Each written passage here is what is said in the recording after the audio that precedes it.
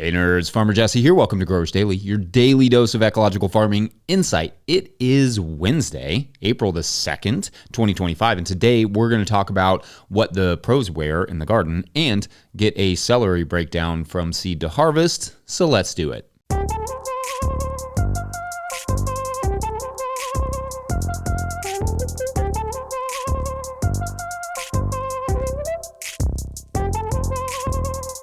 All right, well, happy Wednesday, everyone. I got to say, now that Mike is here helping with the show and doing a wonderful job, I might add, I have time. It's a wild experience to go from basically not having a morning part of the workday at all to having one. I got some spinach harvested yesterday and some sweet potatoes for an order that we have coming up, which was a nice feeling to be able to do that in the morning, starting to get back into the growing and then selling part of the season. While I was at it with the sweet potatoes, I got my sweet potato slips started. Basically, I layer them in a tote and cover them with a rough compost or soil mix.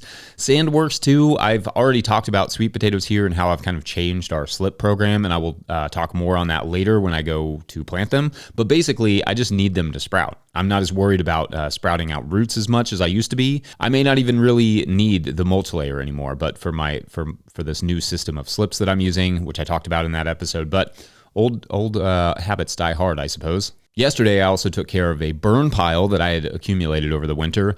I do about one small burn pile a year in the same place that I later plant to a little bit of flowers every summer. Usually some sorghum and some other stuff mixed in there. And the thing is with burn piles that they can be weirdly time consuming, not just because they, you kind of have to keep an eye on them to make sure they don't turn into like burn everythings. But also because I catch myself just standing there staring at the flames, mesmerized. There's just something about fire. Love it. But that's not always the most productive thing to do in the world. But all that to say, I'm very thankful for Mike's help. Doing this whole thing by myself has been an enormous, and if I'm being honest, not very sustainable job. And I'm very thankful for all of you Patreon members who support us, who make it possible for me to hire on the help. So you rock. Thank you. So in celebration of that, makes sense, I guess, today is Celery Day. Celebration. Yeah. Celery is one of those crops that you could easily be like, why would I grow a bunch of water sticks? But here's the thing, and this is going to come as a surprise to those of you who are physically watching this, but you haven't lived until you have tried farm fresh celery. I would not have considered bothering with growing celery before I tasted fresh, legit celery. It was that necessary addition to mirepoix, or sometimes it could be used to justify eating an entire ramekin of ranch dressing with the help of some carrots and red peppers or something. And let's be real, celery and peanut butter is pretty solid. But celery never gets the star credit of other vegetables and other foods. And a large part of that is people have simply never tried farm fresh celery. It is not the same thing. Now, I should say this is not the most popular market garden crop, if only because celery, in all of its deliciousness, is slower than Christmas. But increasingly, growers are finding ways to fit it into their production as demand grows, as customers and cooks are increasingly like, oh, this is celery? And if you harvest it in bunches as opposed to just the whole head, you can make it a little bit more profitable. So let's start at the seed starting process. Let's start with varieties. Try a couple different types. I like Tango a lot. It's a good beginner celery because it seems to do well in a wide range of situations. But I have had good experience with most of the types that we've tried, save for the pink celery, which I tried many years ago and didn't have a great success with. It never quite sized up as well as the other ones. But maybe that was just that specific event. I don't know. But my biggest tip here in terms of seed is don't mess around with the raw celery seed. It's the smallest seed known to gardeners, which may or may not be literal, but it certainly feels that way. Instead, seek out organically compliant pelleted seeds. You will not regret that. For starting celery, like I said, this is a super long season crop, so start it as early as you can. Just do so in the way that does not leave it vulnerable to heavy frosts or freezes. This crop loves to bolt in the spring if it feels like it went through an entire winter, so it is definitely one you do not want to put out in the garden before you are certain that you can protect it or that you are past that last chance of frost. We start celery seeds in roughly 1 by 1 inch blocks or the 35 block standing blocker. We do not cover the seed at all, like with soil mix, because like we do the other seeds, and I hope you are ready to learn your new favorite term, celery seeds are considered positively photoblastic. meaning they need light to germinate, and it is said exactly like that, positively photoblastic, which, little known fact, that it's a scientific term that was coined in the late 60s by cartoon scientists. But essentially, when we seed celery, we do not stick it in dark germ chamber or under other seed trays or whatever, because it needs light to do its thing, contrasted with negatively photoblastic seeds that don't need light and clearly need to be scalded to germinate. So our protocol is to set the seed in the dibbled hole and not cover it at all, and to keep it where it has access to light. We keep the trays at roughly 70 to 75 degrees Fahrenheit, that's like 21 to 24 degrees Celsius, for roughly 2 to 3 weeks. It's okay if it dips below that temperature. Celery is like not very picky. It will still germinate. If it's colder, it will just take longer and it may germinate a little faster if it's a little warmer, but it has a huge germination window. It can germinate in fairly cold or fairly warm temperatures, but consistency is preferred. Then once it has germinated, it's just a matter of keeping the plant happy and healthy until it's time to put it in the ground.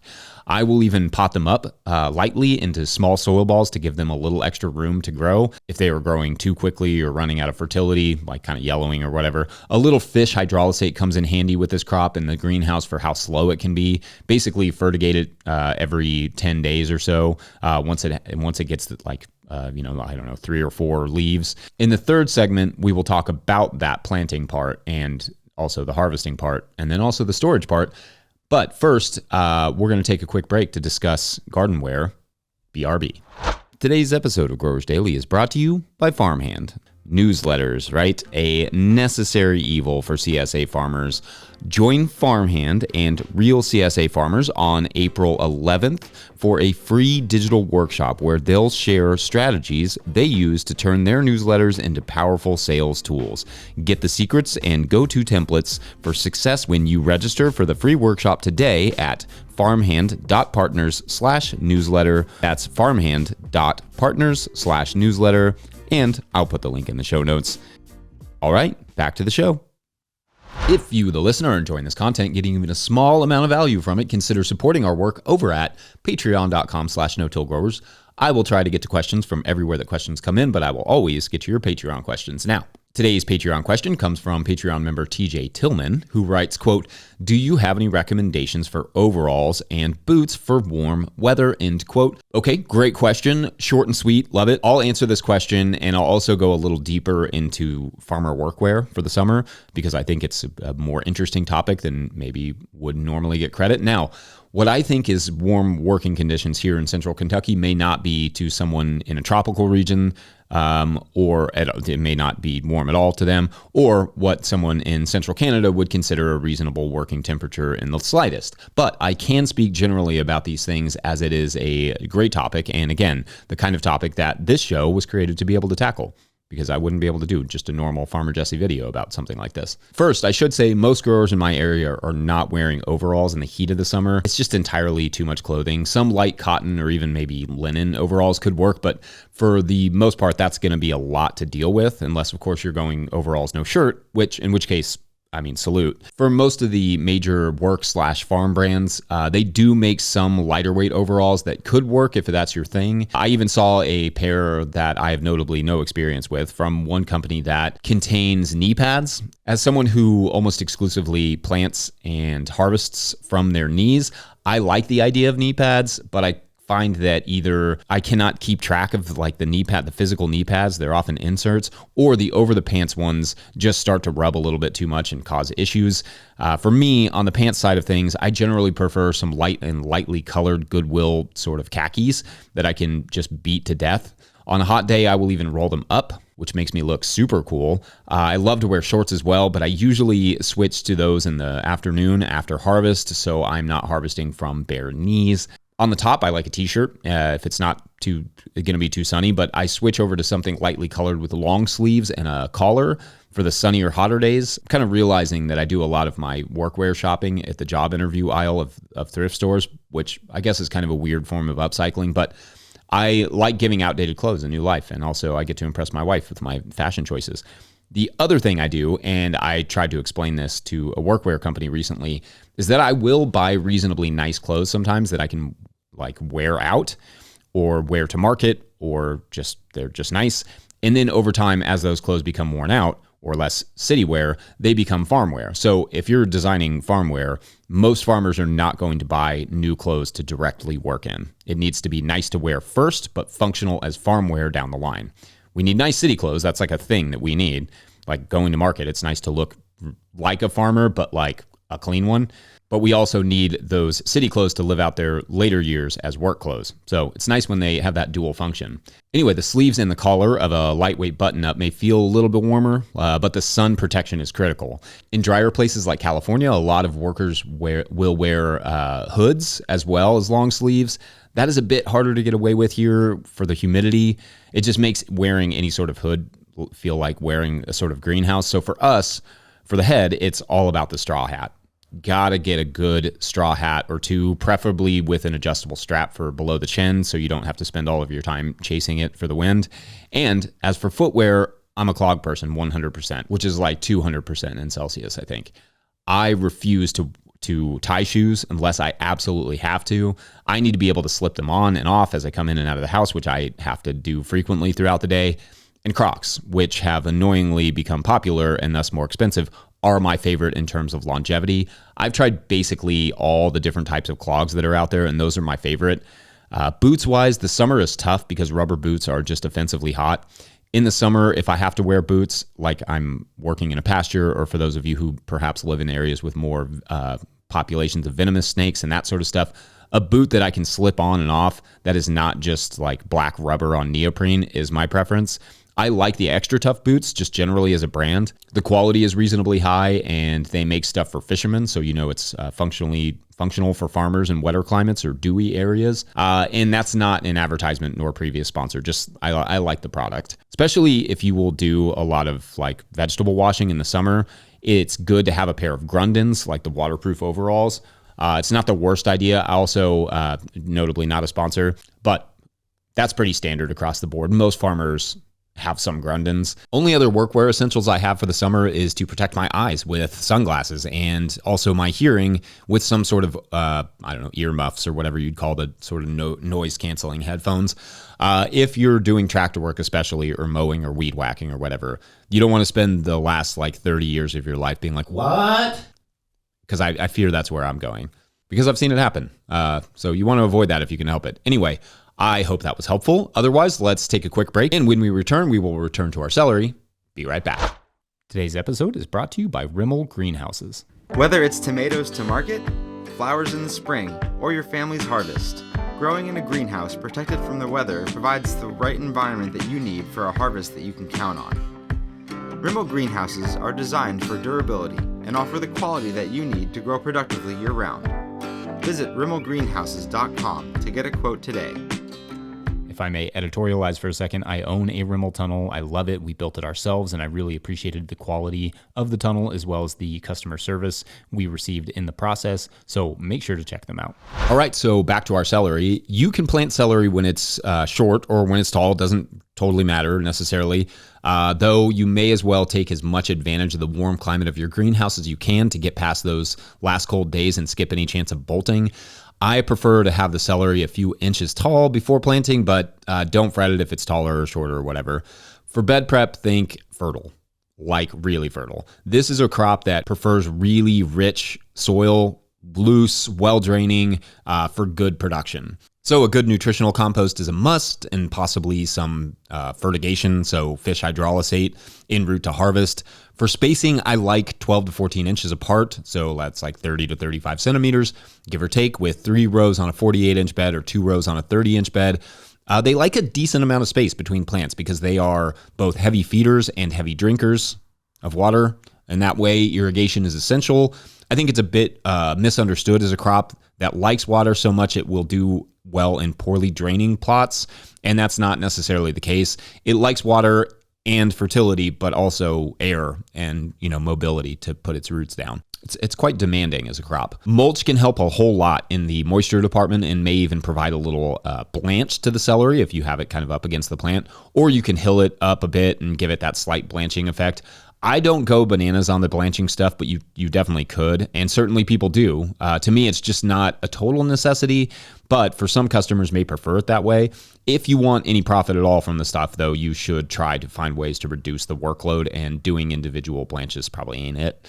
I do find celery, once they are established, to be a decent intercrop for lettuce because that space in the middle allows for decent lettuce growth and better use of space. But you just don't want to challenge the celery too early, too much, and you would really want to ensure those beds get adequate water. And again, fertility. Intercrops could, at least in theory, also help not only with the profitability of those beds, but with the blanching if timed well. Now, similar to onions and trimming, it is sometimes recommended to trim celery at planting to increase uniformity, but the reality, according to the research I could find, is that trimming them before transplanting may help a bit with uniformity and make it easier to plant, but won't necessarily increase the yield. Nor will drying the roots, which is, or at least was, another common practice. So just plant it like straight from the soil block or cell tray or whatever in most cases. Make sure it's nice and moist. Maybe even apply some compost directly to the planting hole, directly to the place where you're going to be planting it. No need to mess with it too much. Now, again, this crop will take a millennia to be ready to harvest, and you can harvest it whenever you want to. Really, you could harvest it young if you wanted. And you can do that in one of two ways: harvesting the whole bunch at ground level, or by harvesting individual stalks into bunches. Now, the stalks into bunches take some hand selling because people are not always certain what they are looking at when it's in bunches of celery, but just taking the stalks will improve the profitability considerably. Then you can harvest it until the fall from the outside. Then in the fall, cut the whole bunch, trim off the outside, and sell the entire bunch that way after a couple of months of harvesting. We used to grow it for our CSA at roughly 12 inches apart, so like 30 centimeters, to get slightly smaller and also slightly faster celery, but later switched to harvesting bunches, like just pulling off the individual stalks and doing bunches, leaving it to just continue regrowing, sort of, I don't know, like you would a kale plant or a chard plant or whatever. Then get it cooled down rapidly after harvest to avoid excessive oxidation or wilting. And on harvest day, harvest celery stalks after the tender greens like you would, again, kale, chard, that stuff, all at the same time.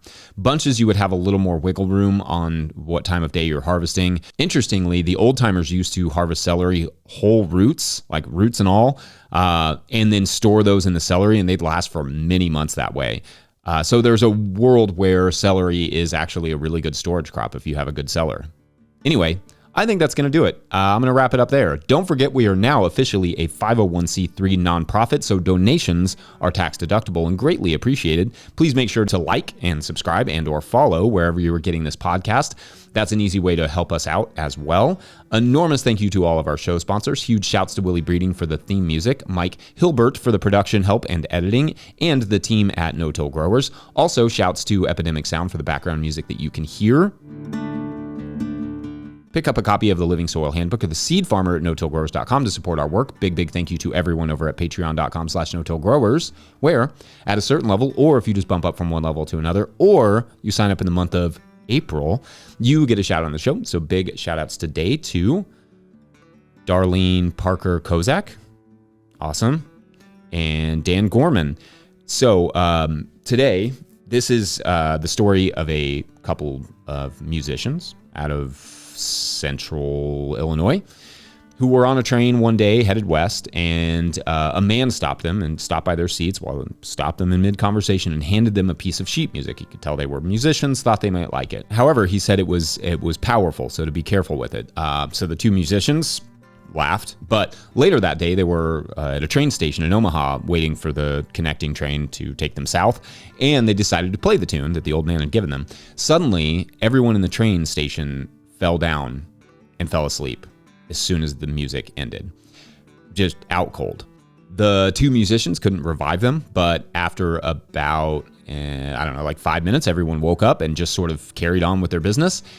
And they immediately realized, the two musicians did, that after a few more trials in some other public spaces, because, you got to trial it, make sure it's actually not an anomaly, what they'd stumbled upon was indeed powerful and could be used for good or bad. And that's where our story begins.